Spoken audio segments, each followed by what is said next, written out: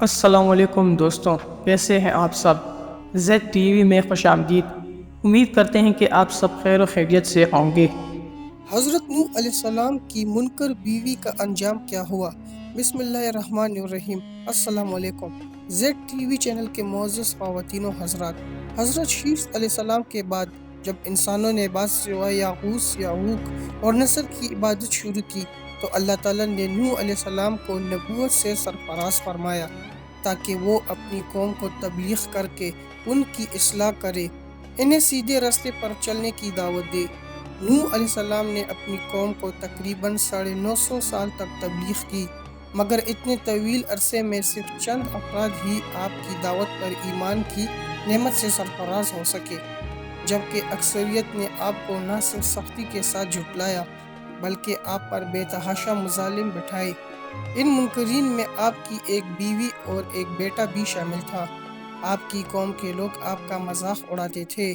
وہ آپ کی بیوی سے کہتے، تم اپنے شوہر کو سمجھاتی کیوں نہیں؟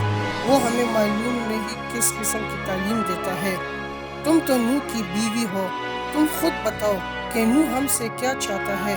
اس پر بیوی نے جواب دیا، اس کی کوئی بات اگر تمہاری سمجھ میں نہیں آتی تو میری سمجھ میں کیا آئے گی؟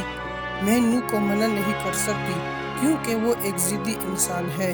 آپ لوگوں کو یہ بھی معلوم ہو چکا تھا کہ حضرت نوح علیہ السلام کی تعلیمات کا ان کی بیوی پر بھی کوئی اثر نہیں، تو دوسرے لوگ ان کی بات کیا مانیں گے اور کیوں مانیں گے؟ پیارے دوستو، حضرت نوح علیہ السلام کی مسلسل جدوجہد نے لوگوں کو مجتہد کر دیا اور وہ تشدد پر اتر آئے، لیکن ان میں کچھ ایسے بھی تھے جنہوں نے حضرت نوح علیہ السلام کی باتیں غور سے سنی اور یہ باتیں ان کی سمجھ میں بھی آ گئی، لیکن یہ وہ لوگ تھے جو غربت اور افلاس کے مارے ہوئے تھے اور وہ معاشرے میں پسماندہ کہلاتے تھے۔ یہ لوگ راتوں کو حضرت نوح علیہ السلام کے پاس جاتے اور کہتے، ہمیں آپ کی رسالت پر یقین ہے، اب ہم بتوں کی پوجا نہیں کریں گے۔ حضرت نوح علیہ السلام نے ان سب کو دیکھا۔ یہ نادار اور معاشرے میں ٹکرائے ہوئے لوگ تھے، لیکن انہیں اللہ نے سوجھ بوجھ دی تھی اور انہیں اچھے برے کی تمیز تھی۔ یہ لوگ پہلے تو ان کے پاس چھپ چھپ کر آتے اور ملتے رہے، مگر پھر ان میں اتنی ہمت آ گئی کہ دولت مندوں کی پرواہ کیے بغیر وہ حضرت نوح علیہ السلام کا ساتھ دینے لگے۔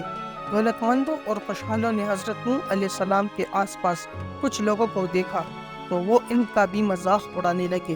وہ آپس میں یہی کہتے تھے کہ نوح نے رذیلوں کو اپنا ہم خیال بنا لیا اور انہیں کوئی معقول آدمی ابھی تک نہیں ملا جو ان پر ایمان لے آتا۔ ان ایمان نہ لانے والوں میں آپ کی بیوی اور بیٹا بھی شامل تھے۔ پیارے دوستو، نافرمانوں میں کچھ ایسے شریر لوگ بھی تھے جو ان کے ارد گرد ایک آدمی کو بھی برداشت نہیں کر سکتے تھے۔ انہوں نے حضرت نوح علیہ السلام کو دھمکی دی کہ اگر تم باز نہ آئے تو اب ہم تشدد سے کام لیں گے۔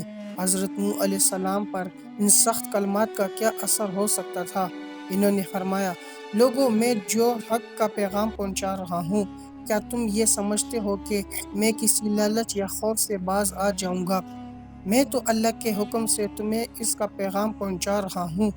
حضرت نوح علیہ السلام کے ایسے جوابات میں شرارت پر آمادہ لوگوں کو مشتعل کر دیا اور انہوں نے حضرت نوح علیہ السلام کو ان کے چند ساتھیوں سمیت حملے میں شدید تشدد کیا، جس میں حضرت نوح علیہ السلام شدید زخمی ہوئے۔ ان کے کپڑے خون میں لت پت ہو گئے۔ ہر طرف شور مچ گیا کہ لوگ حضرت نوح علیہ السلام کو مار رہے ہیں۔ ان کی بیوی کو پتہ چل گیا کہ ان کے اور ان کے شوہر پر کفار تشدد کر رہے ہیں۔ یہ بیوی ان کی رسالت کے منکر تھی اور دوسری کی طرح یہ بھی انہیں صحیح العقل نہیں سمجھتی تھی۔ ان کا ایک بیٹا کنعان بھی ماں کا ہم خیال اور حضرت نوح علیہ السلام کے رسالت کا منکر تھا۔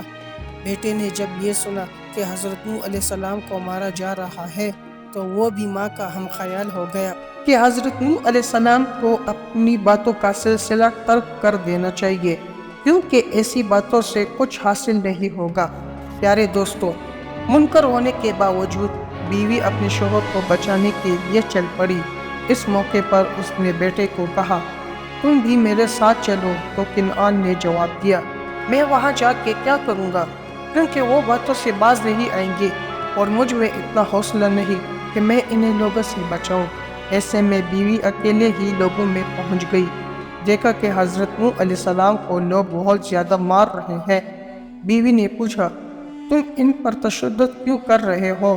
تو لوگوں نے کہا، تم اپنے شوہر کو سمجھاتی کیوں نہیں؟ یہ ہر روز ہمیں گمراہ کرنے چلا آتا ہے، اسے گھر میں روک کے رکھو۔ بیوی نے کہا، اے میری قوم کے لوگوں، نوح تو دیوانے ہو گئی ہے، تم انہیں مار مار کر اپنی مرضی کے مطابق نہیں بنا سکتے، تم انہیں مت مارو، یہ جو کچھ کہتے ہیں حالت دیوانگی میں کہتے ہیں، انہیں خود ہی نہیں معلوم کہ یہ کیا کہہ رہے ہیں۔ اس پر لوگوں نے حضرت نوح علیہ السلام کو چھوڑ دیا۔ پیارے دوستو، حضرت نوح علیہ السلام کو اپنی بیوی کی ان باتوں سے بہت تکلیف پہنچی۔ انہوں نے پہلی بار اللہ تعالیٰ سے شکایت کی، خدایا میں کافروں میں گر گیا ہوں، انہوں نے مجھے بہت بری طرح مارا ہے، اس لیے کافروں سے نجات دلا اور اس قوم کو تباہ کر دے، میرا بدلہ تو ان سے لے۔ پھر حضرت نوح علیہ السلام نے اللہ تعالیٰ کے حکم سے کشتی بنانا شروع کی۔ تو بیوی نے لوگوں کو بتایا کہ اب تو نوح علیہ السلام کا دماغ بالکل جواب دے گیا ہے، کیونکہ اب یہ کارگزاری تو نہیں کرتے، اور خدا جانے یہ لکڑی کے تختوں سے کیا کام لیں گے۔ بیوی کو حضرت نوح علیہ السلام کے کام پر حیرت ہو رہی تھی۔ پھر جب کشتی تیار ہو چکی، اس میں ایمان والوں کو چڑھنے کا حکم ہو گیا، تو حضرت نوح علیہ السلام نے اپنی نافرمان بیوی کو بھی اس پر سوار ہونے کی دعوت دیتے ہوئے کہا، تو بھی کشتی میں سوار ہو جا۔ تو بیوی نے کہا، تمہاری باتوں پر کون اعتبار کرے جبکہ پوری قوم تم کو جھٹلا رہی ہے۔ حضرت نوح علیہ السلام نے کہا، تم میری گمراہ قوم میں مت شامل رہو، تم میرا کہا مانو اور کشتی پر سوار ہو جاؤ۔ لیکن بیوی نے انکار کر دیا، وہ ان کی نبوت سے شروع سے ہی قائل نہیں تھی اور وہ مسلسل اپنی گمراہ قوم کا ساتھ دے رہی تھی۔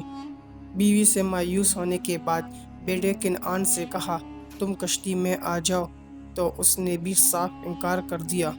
پیارے دوستو، جب طوفان آ گیا اور پانی تیزی سے پھیلنے لگا تو لوگ بدحواسی کے عالم میں پہاڑوں کی طرف بھاگنے لگے، اور ان بھاگنے والوں میں ان کا بیٹا اور بیوی بھی شامل تھی۔ ایک بار پھر حضرت نوح علیہ السلام نے ان دونوں کو آواز دی، تم دونوں کہاں جا رہے ہو؟ واپس آ جاؤ اور میری کشتی میں سوار ہو جاؤ۔ بیوی نے کہا، اے نوح، تمہاری کشتی میں نہایت نادار اور رذیل لوگ سوار ہیں، ان میں ہمیں ایک بھی معزز نظر نہیں آتا، اس لیے میں ان رذیلوں کے ساتھ نہیں بیٹھوں گی۔ ایسا ہی کچھ جواب بیٹے نے دیا تو حضرت نوح علیہ السلام نے فرمایا، اے بیٹے، تو نے اپنی ماں کی طرح مجھے بہت مایوس کیا۔ میں مسلسل یہ سوچ رہا تھا کہ اللہ اپنے وعدے کے خلاف نہیں کرتا، اور اگر تم دونوں بچ گئے اور کشتی ڈوب گئی تو یہ اس کے وعدے کے خلاف ہوگا، اور اگر کشتی بچ گئی اور تم ڈوب گئے تو یہ بات بھی وعدے کے خلاف ہوگی۔ اسی پریشانی کے عالم میں حضرت نوح علیہ السلام کو بتایا گیا کہ اے نوح، یہ تمہارے اہل میں سے نہیں ہے، اس لیے ان کے لیے ہم سے مدد مت مانگو، وہ تمہاری کوئی بات نہیں مانیں گے، اور اس وقت پہاڑ بھی انہیں پناہ نہیں دیں گے۔ لہٰذا نوح علیہ السلام نے خاموشی اختیار کر لی۔ پھر بہتے پانی کے ساتھ آہستہ آہستہ ہلاکت ہونا شروع ہو گئی۔ زمین و آسمان سے پانی ظاہر ہوتا جا رہا تھا۔ پھر حضرت نوح علیہ السلام نے اپنی بیوی کو اس پانی میں غرق ہوتے ہوئے دیکھا، اور ان کا بیٹا جو پہاڑی پر چڑھا جا رہا تھا، اسے یقین تھا کہ پانی کی سطح کتنی ہی بلند کیوں نہ ہو، وہ چوٹی پر چڑھ جائے گا اور وہ بچ جائے گا، مگر اللہ کا وعدہ سچا ہے، لہٰذا وہ بھی پانی میں غرق ہو گیا۔ ہماری دعا ہے کہ اللہ تعالیٰ ہمیں اپنے عذاب سے محفوظ رکھے۔ جی تو پیارے دوستو، ہم امید کرتے ہیں کہ آپ کو ہماری آج یہ ویڈیو ضرور پسند آئی ہوگی۔ اگر آپ کو ہماری آج کی یہ ویڈیو پسند آئی ہے تو آپ سے گزارش ہے کہ ہمارے چینل کو لائک اور سبسکرائب کر دیں، اور ساتھ ہی لگے بیل کے بٹن کو بھی دبا دیں تاکہ آپ کو ہماری آنے والی مزید معلوماتی ویڈیو کا نوٹیفیکیشن بر وقت ملتا رہے۔ اللہ تعالیٰ آپ سب کو اپنے حفظ و امان میں رکھے، آمین ثم آمین۔